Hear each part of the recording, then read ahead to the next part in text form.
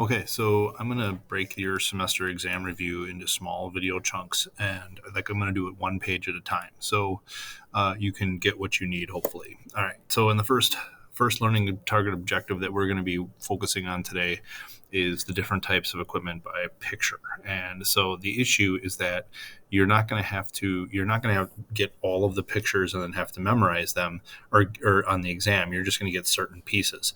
So and which pieces those are, I'm clearly not going to tell you, but you should be able to know that a beaker is a beaker and a test tube is a test tube, and the Erlenmeyer flask is the one that's a little bit triangle-y, and the Florence flask is the one that's a little bit round. You should know that a graduated cylinder looks like, and I know that this looks like it's a scale, but it's really technically a balance. However, you'll be given the word bank, so you'll be able to choose the appropriate name. The long, skinny tube thing, that's called a burette. The squirt bottle, as many students refer to it, is the deionized water bottle. The Bunsen burner is to the right of that. Then you have your stir rod, you have your wire gauze, you have your funnel, filter paper, test tube clamp, and the tongs. So those are the pieces of chemical lab equipment or chemistry lab equipment that you might be asked to identify. You should know what each of them are by simply looking at them. But if you don't, that's fine. Hopefully you'll be able to guess right then, or use process of elimination. The next one, it's basically looking at a graph and reading it, and then using that information to help you or to figure out information or values inside of the graph itself. So in the case of question 1, we have this graph. Along the x-axis, we have the amount of coffee Miss E has had, and along the y-axis, we have the rate at which Miss E talks in words per minute. So there's a couple of important things to understand here. One of those important things is that the x-axis always has the independent variable,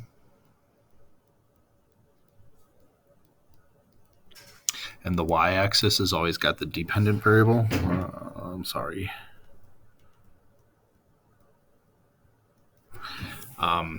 And so remember that the independent variable is the thing that the experimenter changes or has control over, and the dependent variable is what happens as a result of that. So in the case of the first question, it says, according to the graph, what rate at which Miss E talks be if she drinks 3 cups of coffee? So let's see, along the bottom we have our cups of coffee. It goes by 2, the scale goes by 2s, but really this would be a 1, a 2, a 3, a 4, a 5, I can't even do it right this morning. A 4, a 5, a 6, a 7, and an 8. So we're looking at 3 cups of coffee. So I'm going to go, 3 cups of coffee. So I'm going to go up, and I'm going to go over. And it looks like on the side, the scale goes by 10s. So 0, 10, 20, 30, 40, 50, 60. So it looks like the correct answer would be 60 words per minute. Now, when we're grading this on the exam, we're going to be looking for the number, but we're also going to be looking for the unit.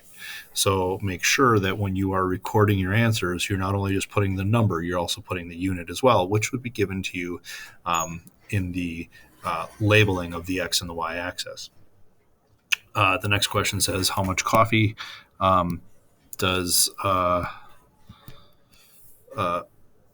how much coffee will Miss E have drank to speak at a rate of 140 words per minute? So again, if the values are going up by 10 on the y-axis, and that's where words per minute are, this would be 10, 100, 110, 120, 130, 140. So I'm going to take that and go straight across, see where the intersection is, drop it straight down, and it appears that that's going to be 7 cups of coffee, but we don't need the coffee part, we just put 7 cups. So then the next one, we're using another graph, but we're doing similar processes. Using the graph on the left, how many seconds will it take for the car to be at 8 meters? Again, we have our independent variable on the x-axis, our dependent variable on our y-axis. And so we're just going to read the graph and get information from it. So it says using the graph on the left, how many seconds will it take for the car to be at 80 meters. So looking at the position, in this position versus time graph, it looks like each line goes up by 10. So 10, 20, 30, 40, 50, 60, 70, 80. So here's my 80, and I'm going to go straight across. And I'm going to go down, and it looks like the car will be have traveled 80 meters in roughly 8 seconds. Using the graph on the left, what will be the position at 4 seconds? So here I've got 4 seconds. I'm going to go up. I'm going to go over to the y-axis, and I'll see that it'll be at 40 meters. And again, unit number. We're going to be grading both of those things. So make sure that you report those things. All right. Now, the next thing is I can actually accurately read scales on different pieces of lab equipment and glassware. So the first thing that you have to be able to do when you're reading these is you have to be able to remember that you have to have a unit. So in these examples here, we've given you that the unit is milliliters, the unit is milliliters, or the unit is centimeters. And so that's pretty important. So make sure, like if I was doing this, because you are going to get credit for having the appropriate unit, I would make sure I just write it down right away.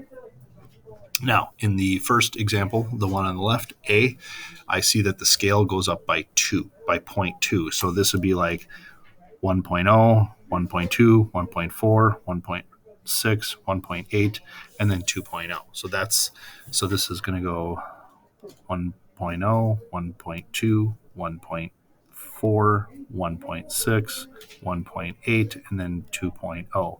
So then continuing up to the top, I see that this is going to be 2.2, 2.4, 2.6, 2.8.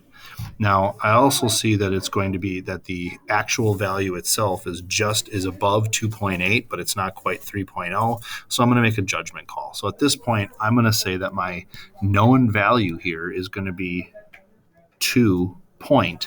And because I don't know exactly what the value is, it can't be 0.8, but it could be 0.9. We're not 100% sure. So we're going to say that it's going to be 2.9 milliliters. And so we always record an answer that is with certainty. So this is our certain digit. And this is our estimated digit.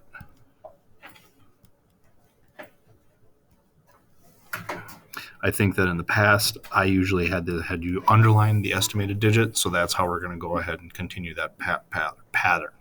Now, the next thing is the next one here. It looks like the scale goes by tens. I know that because each hash mark here, so this is like 40, 41, 42, 43, 44, 45, 46, 47, 48, 49, 50, right? So that means that each one of those lines is a value of 1, in this case, milliliter. So that means I can go a little bit further with my estimation. So in this instance here, I see that the value is more than 40. So that's going to be my first part. It's more than 45. And it looks like it's exactly on 46. So it's going to be like 46 point something. And you must report that last digit. So 0 is going to be our estimated digit. So our certainty digit are both the 4 and the 6 in this case, but the estimated digit is the 0. And now we're going to use a ruler. And again, it looks like these values go by 0.1 because it goes, it goes 1, 2, 3, 4, 5, 6, 7, 8, 9, 10. So we can estimate to the 10th place. So it looks like this particular item right here is somewhere between 3 and 4. And so we have to make an estimation. So my value that I know for sure is going to be 3 centimeters and 3 point something. I don't know, 3.1. 3.2 maybe. So I'm going to go with 3.1. And I can't go any further than that because that's the digit that I don't know for sure. So this is my estimated digit, which is the 0.1, and the 3 is my known or certain value. And so that's where we're going to stop for today on this, or for this particular lesson. And then I will upload these to Google Classroom. And then I'll do another video for the next page. If you have any questions, please see your teacher. Otherwise, good luck studying for your exam.